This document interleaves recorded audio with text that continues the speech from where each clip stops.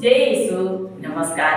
आज का वचन आप सबों को स्पर्श करे और ईश्वर अपने असीम प्रेम से आप सबों को भर दे।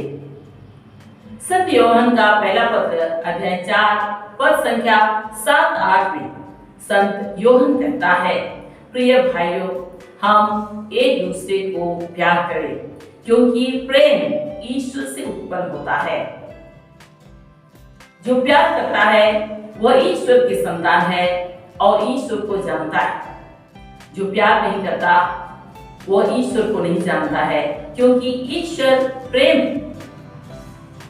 संत योहन का पहला पत्र अध्याय 4 पद संख्या 12 में संत योहन फिर कहता है, ईश्वर को किसी ने कभी नहीं देखा।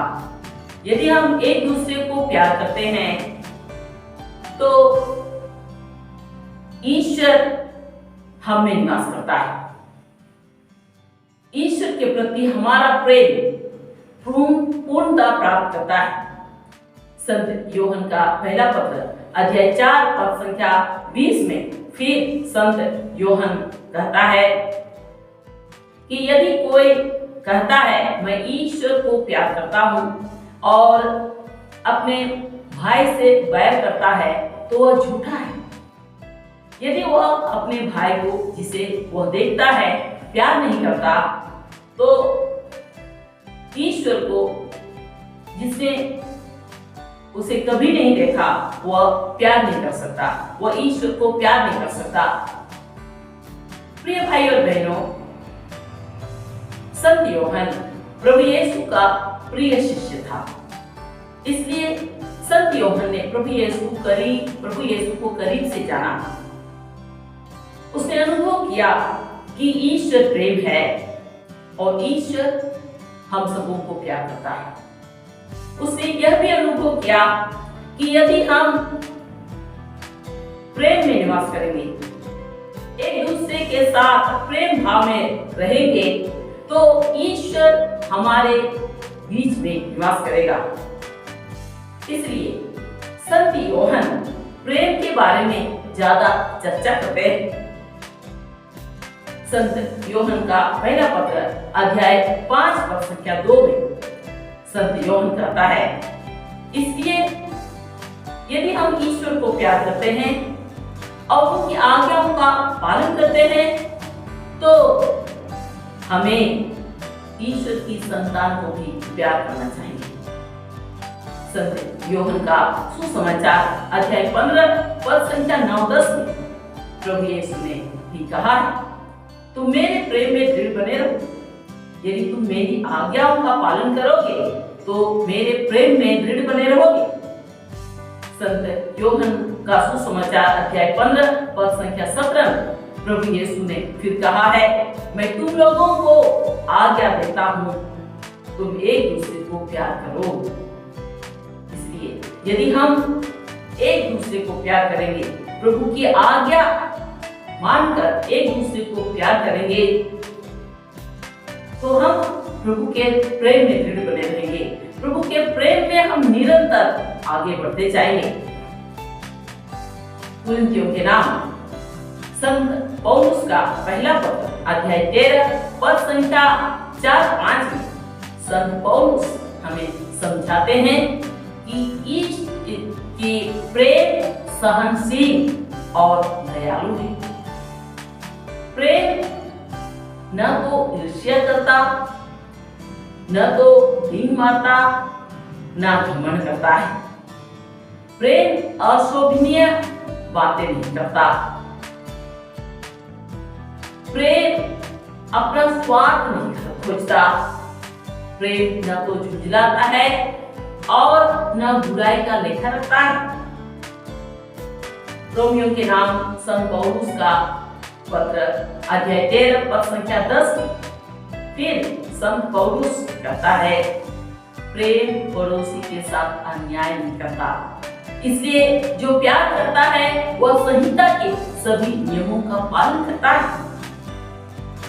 कुरिन्थियों के नाम संत पौलुस का पहला पत्र अध्याय 13 पद संख्या 6 में संत पौलुस कहते हैं, प्रेम दूसरों के पाप से नहीं बल्कि उनके सदाचरण से प्रसन्न होता है।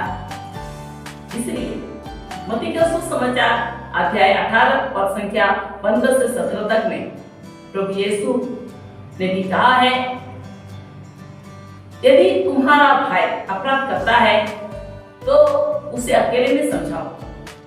यदि वो नहीं समझे तो एक दो व्यक्ति को लेकर फिर समझाओ। यदि इस पर भी वो नहीं समझे तो कलीसिया के लोगों को साथ लेकर उसको समझाओ। कहने का तात्पर्य है, यदि हम अपने भाई बहनों को प्रेम पूर्वक समझाने की, सुधारने की हम कोशिश करते हैं तो निश्चय ही हमारे प्रियजन, हमारे भाई बहन, हमारे बाल बच्चे सुधर जाएंगे। हमारा प्रेम पूर्ण प्रयास जरूर हमारे प्रियजनों को नया जीवन का अनुभव देगा। इसलिए हमें जरूर कोशिश करना चाहिए। मुझे एक घटना याद आती है। एक बार मैं भागलपुर से कोड़ियाहाट आ रही थी। भागलपुर में मैं एक बस में, गोड्डा आने वाली एक बस में मैं बैठ गई। एक में मैं बैठी। कुछ आगे बढ़ने पर 3 बूढ़ी माँ लोग उसी बस पर चढ़ी और मेरे करीब बैठी। चढ़ते साथ एक बूढ़ी माँ ने मुझसे कहा, आप दूसरी जगह बैठिए, हम लोग तीनों जन यहाँ एक साथ बैठेंगे और बीड़ी पिएंगे। मैं कुछ नहीं बोली। वो बूढ़ी माँ मुझको देखती रही और मैं भी उसको देखती रही। वो बूढ़ी माँ ने कहा, आप कौन हो? आप क्या करते हैं? मैं बोली, मैं एक सिस्टर हूँ, मैं प्रवचन देती हूँ, इसलिए मैं आपको भी प्रवचन देती हूँ कि बीड़ी पीना ठीक नहीं है। जब मैं ऐसे उससे बोली, उसको बहुत प्रभावित किया और वो बोलने लगी, हाँ बेटी, सच में बीड़ी पीना ठीक नहीं है। और इस तरह से हमारा बातचीत आगे बढ़ते गया और 2 घंटा, भागलपुर से गोड्डा आने में लगभग 2 घंटा लगता है और लगभग 2 घंटा शुरू से अंत तक हम लोग बातें करते रहे और फिर वो बीड़ी पीने की बात नहीं बोली। मैं नहीं जानती बस से उतरने के बाद वो बीड़ी पी कि नहीं, वो मैं नहीं जानती, लेकिन इतना मैं कर सकती हूँ, जब मैंने उनको अच्छी बात बोली, बीड़ी पीना ठीक नहीं है, ऐसी बात मैं बोली, तो उसको बहुत प्रभावित किया और वो बस में 2 घंटा लगभग वो नहीं पी। तो देखिए, जब हम अपने प्रियजनों को प्रेम पूर्वक समझाते हैं, जब हमारे प्रियजन, हमारे बाल बच्चे, हमारे भाई बहन जब गलत रास्ते में जाते हैं और हम उनको समझाते हैं, प्रेम पूर्वक समझाते हैं, उसका असर जरूर पड़ता है। शायद शुरू में वे पसंद नहीं करेंगे, शायद हमारा विरोध करेंगे, लेकिन यदि हम प्रेम पूर्वक उनसे बातें करेंगे, उनको समझाएंगे, तो जरूर उसका असर पड़ेगा। और जब वे सुधरेंगे तो समझ लेंगे कि हमने उनको प्रेम पूर्वक समझाया, हम उनसे प्यार करते हैं, इसलिए हम उनको समझाए और उनको सुधारते हैं, ऐसा वे समझ जाएंगे। और इस तरह से हमारा रिश्ता और ठीक हो जाएगा और प्रेम पूर्ण हो जाएगा हमारे बीच में, हमारे परिवार में और ज्यादा प्रेम बढ़ेगा और इस तरह से हम प्रेम पूर्वक, शांति पूर्वक जीवन जी सकेंगे। और जब हम अपने जीवन में, अपने परिवार में प्रेम पूर्वक, शांति पूर्वक जीवन जिएंगे तो ईश्वर का निवास हमारे बीच होगा। हम ईश्वर को अपने दैनिक जीवन में अनुभव करेंगे। मत्ती का सुसमाचार अध्याय 18 पद संख्या 19-20 में प्रभु यीशु ने भी कहा है, यदि पृथ्वी पर तुम लोगों में से 2 में एक मत होकर जो कुछ भी मांगेंगे तो वह उन्हें मेरे स्वर्गीय पिता की ओर से निश्चय मिलेगा।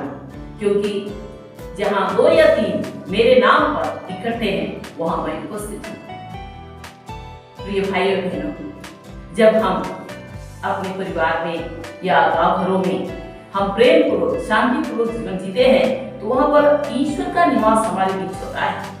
यदि हम लड़ाई झगड़ा करते हैं, अशांति में, नफरत में जीते हैं, वहाँ ईश्वर का नहीं बल्कि शैतान का निवास होता है। और जब हमारे बीच में शैतान निवास करता है तो हमारा भला कभी नहीं होगा, कुछ न कुछ हमारा विनाश होगा, हमारा नुकसान होगा। इसलिए हमारे लिए अच्छा है कि हम प्रेम शांति पूर्वक जीवन जिए। अपने परिवार में, गांव घरों में भरसक हम कोशिश करें कि हम शांति पूर्वक, प्रेम पूर्वक रहे, ताकि ईश्वर हमारे बीच में निवास करे और ईश्वर की आशीष हम पर, हमारे प्रियजनों पर, हमारे परिवार पर पड़े और इस तरह से हमारा जीवन स्वर्गीय आनंद से भर जाए। आइए हम इसके लिए कृपा मांगे। हे अब्बा पिता, हम तुझे धन्यवाद देते हैं और अपने आप को तुझ में समर्पित करते हैं। अब्बा पिता, तू प्रेम है, तू हम सबों को प्यार करता है और तू चाहता है कि हम अपने दैनिक जीवन में प्रेम पूर्वक रहे। हे अब्बा पिता, आज हम पर दया कर, हम सबों को अपना प्रेम से भर दे, ताकि हम अपने जीवन में, अपने परिवार में, अपने गांव घरों में हम प्रेम पूर्वक, शांति पूर्वक जीवन जी सके और इस तरह से हम अपने दैनिक जीवन में तेरी उपस्थिति को अनुभव कर सके और हमारा जीवन स्वर्गीय आनंद से भर जाए। हे अब्बा पिता, हम तुझसे दया मांगते हैं, हम सबों पर दया कर। Hallelujah, hallelujah, hallelujah, hallelujah, hallelujah, hallelujah, hallelujah, hallelujah, hallelujah, hallelujah, hallelujah, hallelujah, hallelujah, hallelujah, hallelujah, hallelujah, hallelujah, hallelujah, hallelujah.